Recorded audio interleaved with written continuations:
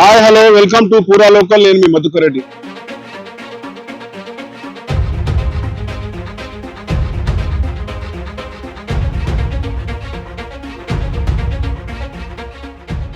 ప్రస్తుతం ఎండాకాలం సీజన్, పంట చేతికొచ్చి వరి పంటను అమ్ముకునేందుకు రైతులు సిద్ధమైన కాలం. దాదాపు 20 రోజులుగా ప్రభుత్వం వెంట పడితే కానీ రైతుల కొనుగోలు కేంద్రాలు ప్రారంభించలేని పరిస్థితి. తీరా కొనుగోలు కేంద్రాలు ప్రారంభించిన తర్వాత రైతుల పరిస్థితి ఏంటి? అసలు రైతులకు చాలా రకాలుగా ఇబ్బందులు ఎదురవుతున్న నేపథ్యంలో రైతన్నల యొక్క మొర పట్టించుకునే వారు లేరని ఒక ఆక్రందన వినబడుతున్న పరిస్థితిలో మనం ప్రస్తుతం ఒక ఐకేపీ సెంటర్ దగ్గర ఉన్నాం. ధాన్య సేకరణ కేంద్రంలో ఉన్నాం. అయితే గత వారం రోజులుగా వీరంతా కూడా ఇక్కడ పంటను తీసుకొచ్చి పడిగాపులు కాస్తున్న పరిస్థితి. ప్రకృతి వైపరీత్యాలు ఎదుర్కొని పంటను చేతికొచ్చిన పంటను అమ్ముకోవాలంటే రైతులకు చాలా ఇబ్బందులు వస్తున్నాయనే నేపథ్యంలో ప్రస్తుతం ఇక్కడ కొంతమంది నగునూరు రైతులు ఉన్నారు. వాళ్ళతో మాట్లాడితే వీళ్ళంతా కూడా దాదాపు ఇక్కడ పంటను చేతికొచ్చిన పంటనంతా అమ్ముకోవడానికి సిద్ధంగా ఉన్నారు. అయితే ఇక్కడ కాంటా వేయడం కోసమే ఎదురు చూస్తున్నారు. ఇక్కడ నుంచి రైస్ మిల్లులోకి వెళ్ళాలంటే ఒక యుద్ధమే చేయాల్సిన పరిస్థితి వచ్చింది.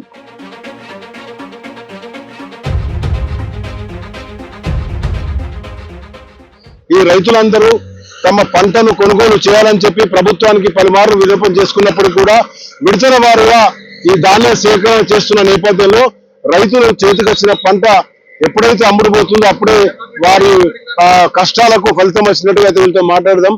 చెప్పండి, మీరు ఎన్ని రోజుల నుంచి ఎదురు చూస్తున్నారు? అసలు జాప్యం ఎలా జరుగుతుంది? 15 days అయింది సార్. మేము ఇక్కడ వడ్లు చేసి అయినా మా వడ్లు పోవట్లేదు, లారీలు రావట్లేదు, బాగా ఇబ్బందుల పాలవుతుంది. మా వడ్లు వేసి 2 రోజులు అవుతుంది, అయినా కానీ లారీలు రావట్లేదు. ఒక లారీ వస్తే మాకు ఏం లేదు సార్, ఏం రావట్లేదు. చాలా దిగుమతి ఇబ్బంది బాగా అవుతుంది. కామన్ కింద పోతున్నాయి వడ్లు. ఏ గ్రేడ్లో పోవాల్సినవి బి గ్రేడ్లో పోతున్నాయి. కామన్ కింద తీసేసుకుంటున్నారు. అయినా సరేలే పోనీలే అని చెప్పి వదిలేసినాం. అయినా కానీ మమ్మల్ని పట్టించుకునే వారు లేరు. ఏ గవర్నమెంట్ లేదు, ఏది లేదు, ఏం లేదు. చాలా అంటే చాలా రకాలుగా బాగా ఇబ్బంది. ఒక లారీ 10 లారీలు పోవాల్సిన లారీ ఒక్క లారీ పోతే మేము ఏడ బాగుపడుతుంది సార్? నిన్న వర్షానికి ఇన్ని వడ్లు తడిచినాయి. ఆ గాడుపు ద్వారానికి పరదలు లేవు, సెంటర్లో ఏది లేదు. అంటే ఇప్పుడు మీకు కాంట వేయడానికి ఎన్ని రోజులు అని చెప్పారు? ఇప్పుడు అధికారులు ఉంటారు, దీనికి ఒక సొసైటీ ఉంటది, వీళ్ళంతా కూడా ఇక్కడ ప్రాబ్లం కళ్ళ ముందు కనబడుతుండగా ఎందుకు మీరు ఇన్ని రోజుల వాటి కళ్ళ వద్ద కాపుగాల్సిన పరిస్థితి పడుతుంది? అయితే ఏంటంటే మాకు ఆల్రెడీ ఇక్కడ పెట్టిరు కాబట్టి మేము నేర్పుకున్న తర్వాత వడ్లు జోగాలి కదా. జోకేటానికి ఏమైతుంది, లారీ రావట్లేదు, ట్రాన్స్పోర్ట్ లేదు కాబట్టి ఏమైనా జోకుదాం అని చెప్పి వీళ్ళు ఆపేసారు. సరే బారదాన్ని ఏమంటే బారదాన్ని ఇచ్చారు, ఎత్తి పెట్టుకున్నా కూడా ఒక లారీ 2 లారీలు వస్తే అది సరిపోవట్లేదు. అది మా పరిస్థితి. ఎందుకు మరి కారణం ఎందుకు అనుకుంటారు? ఇట్లా ఎందుకు సేకరణ ఎందుకు జరుగుతలేదు? మీ ధాన్యం ఎందుకు తీసుకెళ్తలేదు? ఇప్పుడు ఇక్కడ ఐకేపులు అడిగితే మాత్రం అక్కడ రైస్ మిల్లు తీసుకుంటలేరు అని చెప్పంటారు. రైస్ మిల్లు ఎందుకు తీసుకుంటలేరు మనకు తెలియదు. రైస్ మిల్లు ఎందుకు తీసుకుంటలేరు? రైస్ మిల్లు తీసుకుంటలేరు, అందుకోసమే లేట్ అవుతుంది అంటారు. ఇప్పుడు మీకు లేట్ అవుతుందంటే ఇప్పుడు ఆల్మోస్ట్ మే మొదటి వారం కూడా అయిపోతున్న పరిస్థితి.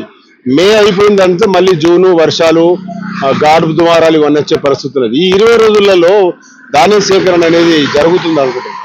20 రోజులు అయితే జరిగేటట్టు కనబడతలేదు. మరి ఎట్లా మీ మీ ఆవేదన ఎట్లా ఎవరు చెప్పారు? మా ఆవేదన ఎవరు చెప్పుకోవాలంటే దేవునికి చెప్పుకోవాలి. దేవునికే చెప్పుకోవాలి. ఇక గవర్నమెంట్ చెప్పుకుంటే గవర్నమెంట్ వినట్లేదు, దేవునికి చెప్పుకుంటే ఉన్నది. అంటే ఇప్పుడు ఈ సేకరణలో ఏమవుతుంది? ఇప్పుడు మీకు తూకంలో కూడా తేడా అంటున్నారు కదా, ఏంది అది? తూకంలో అంటే ఇప్పుడు అన్ని కామన్ కింద పెట్టారు. ఏ గ్రేడ్ బి గ్రేడ్ ఉండే మొత్తం కామన్ కింద పెట్టారు. అంటే ఎట్లా మరి మీరు అడుగుతారు? అడిగితే అంతే అంటారు వాళ్ళు. అక్కడ వాళ్ళు తీసుకుంటారు, రైస్ మిల్లు తీసుకుంటారు. మేము ఏం చెప్తాం, కామన్ కింద అయితేనే తీసుకుంటా అంటారు. మీరు చెప్పండి, ఏంటి మీరు అంటే మీకు ఎన్ని ఎకరాలు పంట ఉన్నది? పంట వేసారా? మీరు అమ్ముడు పోయింది? అమ్ముడు పోలే. అంటే మరి ఎన్ని రోజులు ఎదురు చూస్తారు ఇట్లా? ఇక అందరితో పాటు మా చూస్తున్నాం. బత్తాలు రింపినాం చూస్తున్నాం.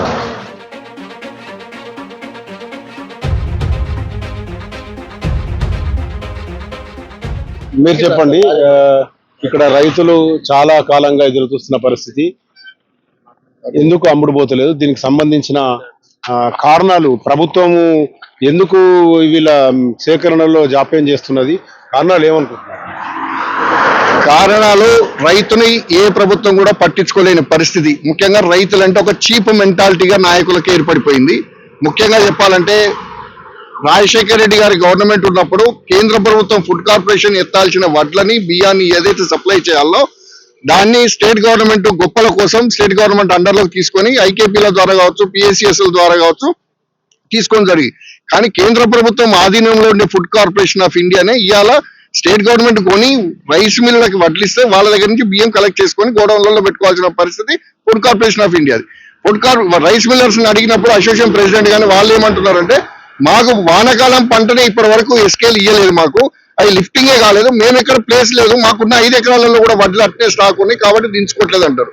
ఉత్తమ్ కుమార్ రెడ్డి అనే పెద్ద వ్యక్తి అలా నోరు మూసుకొని హ్యాపీగా హైదరాబాద్ లో పండుకుంటున్నాడు. ప్రతిరోజు ఒక కుంభకోణం గురించి మాట్లాడతా తప్ప రైతులకు ఇక్కడ పరిస్థితి పంట పండింది, దీనికి ముందు జాగ్రత్తలు ఏం తీసుకోవాలని చెప్పేసి ఎక్కడ కూడా పట్టుకోలేదు. ఇలా కేంద్రానికి అమ్ముకుంటారా, దీంట్లో పూర్తిగా కేంద్ర ప్రభుత్వం బాధ్యత తీసుకోవాలి. ఎందుకంటే ఫుడ్ కార్పొరేషన్ ఆఫ్ ఇండియాని నిద్రావస్థలోకి తీసుకుపోయినరు. ఇది ఏజెన్సీగా పనిచేస్తుందే తప్ప స్టేట్ గవర్నమెంట్ అసలు రైస్ కి దానికి ఏం సంబంధం లేదు. ఏదున్నా రైస్ మళ్ళీ వాళ్ళకి ఇచ్చేసి మళ్ళీ ₹2 కిలో ₹1 బియ్యం ఏదైతే ఇస్తున్నారో వాళ్ళ దగ్గర నుంచి అలాట్మెంట్ తీసుకోవాల్సిన పరిస్థితి. ఇలా గోడౌన్లు మొత్తం కూడా నింపాల్సిన బాధ్యత సెంట్రల్ గవర్నమెంట్ కాబట్టి తక్షణం చర్యలు చేపట్టి కేంద్ర ప్రభుత్వం రాష్ట్ర ప్రభుత్వాలు రెండు కలుపుకొని రైస్ మిల్లర్స్ లో ఉన్న ప్రజెంట్ ఉన్న స్టాక్ మొత్తం ఎత్తుకోవాలి. ఈ రైతుల దగ్గర ఉన్న వడ్లు అకాల వర్షాల వల్ల పూర్తిగా నష్టపోతున్నారు. ఇప్పుడు నిన్న మొన్న గాలి ద్వారం వచ్చింది, టార్పాలిన్లు అందుబాటులో లేవు, చాలా మంది కప్పిన టార్పాలిన్ కూడా ఎత్తిపోయాయి. ఇవన్నీ ప్రకృతి చెప్పకుండా చాలా విపరీతమైన విపత్తులు వచ్చిన పరిస్థితుల్లో రైతులను ఆదుకోవాలంటే ఏంటి మరి సమస్య? రైతులను ఆదుకోవాలంటే ఏదైతే ఏజెన్సీ ఉందో, ఏదైతే స్టేట్ గవర్నమెంట్ ఏజెన్సీ ఏదైతే ఉందో, స్టేట్ గవర్నమెంట్ ఒక ఏజెన్సీ ఇది అంటే దాని కింద ఐకేపీలు ఉండొచ్చు, ప్యాక్స్ ఉండొచ్చు, ఇంకా మహిళా గ్రూపులు ఉండొచ్చు, ఇవన్నీ ఉంటాయి. కానీ స్టేట్ గవర్నమెంట్ ఇవన్నీ మార్కెట్ కమిటీ త్రూ అన్ని టార్పాలిన్స్ కానీ మిగతా అన్ని సప్లై చేయాల్సిన బాధ్యత మార్కెట్ కమిటీది. మార్కెట్ కమిటీలో చైర్మన్ వేస్తే అక్కడ మార్కెట్ కమిటీలో ఏమున్నాయి? ఇప్పుడు ఒక సిమెంట్ రోడ్లు తప్ప అక్కడ ఏం లేవు, చెప్పుకోవడం తప్ప ఇంకేం పనికిరాదు ఇప్పుడు మార్కెట్ కమిటీ అనేది. కానీ ఏదైతే చెస్ కలెక్ట్ చేస్తున్నారో ఖచ్చితంగా వాళ్ళకి చెస్ పోతున్నది కాబట్టి మార్కెట్ కమిటీ యొక్క ఆధ్వర్యంలో వాళ్ళకి కావాల్సిన టార్పాలిన్స్ కావచ్చు, మిగతా ఫెసిలిటీస్ అన్ని మంచినీళ్ళు కావచ్చు, వాళ్ళకి షెడ్ కావచ్చు, ఇవన్నీ ప్రొవైడ్ చేయాల్సిన బాధ్యత వాళ్ళది. కాబట్టి రైతులను పట్టించుకోమని చెప్పేసి ప్రభుత్వాన్ని డిమాండ్ చేస్తున్నాం. ఉత్తమ్ కుమార్ రెడ్డి గారు బయటికి రావాలి, బయటికి వచ్చేసి వడ్ల కల్లాలు తిరగాలి. పొన్నం ప్రభాకర్ గారు రోజు మాట్లాడుతూనే ఉన్నారు, ఆయన రోజు వచ్చి కల్లాలలో తిరగమంటున్నాం పొన్నం ప్రభాకర్ గారిని. ఆయన తిరిగితే అర్థమవుతుంది. ఇంట్లో వండి రోజుకొక స్టేట్మెంట్ ఇచ్చాడు కాదు. ఇవాళ బీఆర్ఎస్ నాయకులు ఏదైతే మాటలు చెప్తున్నారో, మన కేటీఆర్ గారు ఒక మాట మాట్లాడిండు, ఏమని? సిబిఐ ఎంక్వైరీ చేయాలి, కిలో చొప్పున 2 కిలోల చొప్పున కట్ చేస్తున్నారు కాబట్టి ఎంక్వైరీ చేయాలన్నాడు. సంతోషం. 2014లో ఎప్పుడైతే తెలంగాణ ప్రభుత్వం వచ్చిందో ఆ రోజు నుంచి ఈ రోజు వరకు సిబిఐ ఎంక్వైరీకి ఇవ్వాలి, నిజ నిర్ధారణ కమిటీ వేయాలి.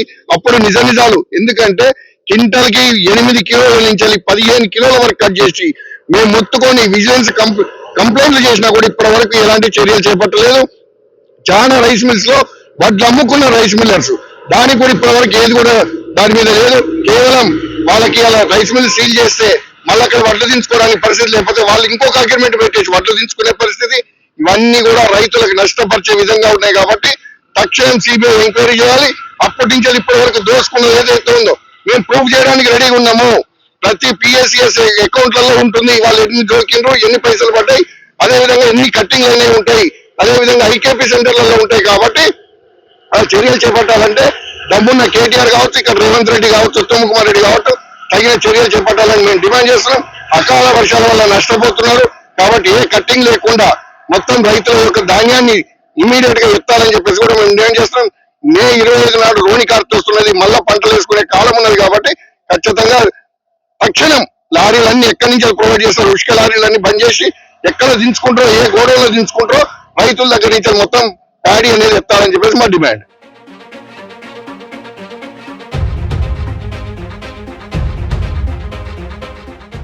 దాదాపు ప్రతి సీజన్ లో రబీ గాని ఖరీఫ్ గాని పంటలు అమ్ముకోవాలంటేనే రైతులకు చాలా అవస్థలు పడుతున్న పరిస్థితి. ప్రభుత్వం మాటలు చెప్పినంత ఈజీగా గ్రౌండ్ లో లేదు. గ్రౌండ్ లెవెల్ మనం చూస్తున్నాం, రైతులు పంటను కల్లాలకు తీసుకొచ్చిన తర్వాత రోజుల కొద్దీ పడిగాపులు కాస్తున్నారు. ధాన్య సేకరణలో జాప్యం జరుగుతుంది. ధాన్యం సేకరించేటప్పుడు తూకంలో కూడా కటింగ్లు ఎక్కువగా తీసుకుంటున్నారనే ఒక ఆరోపణలు వస్తున్న నేపథ్యంలో ప్రభుత్వం ఇప్పటికైనా నేరుగా గ్రౌండ్ లోకి వచ్చి అధికారులను పంపి ఇక్కడ దీంతో పాటు అకాలంగా వర్షం వచ్చినా గాలి దుమారం వచ్చినా కూడా టార్పాన్లు ఎగిరిపోవడం వడ్లు తడిచిపోవడం గతంలో చూసాం. ఇవన్నిటిని మనం ఎదుర్కొని రైతులకు ప్రభుత్వం పూర్తి స్థాయిలో అండగా నిలవాలంటే వీలైనంత త్వరగా ధాన్య సేకరణ చేయాల్సిన అవసరం ఉంది. దీనికి సంబంధించిన ఆదేశాలు కూడా ప్రభుత్వం ఇస్తే బాగుంటుందని వీళ్ళు ఆవేదన వ్యక్తం చేసిన పరిస్థితి. చూస్తూనే ఉండండి పూరా లోకల్ న్యూస్.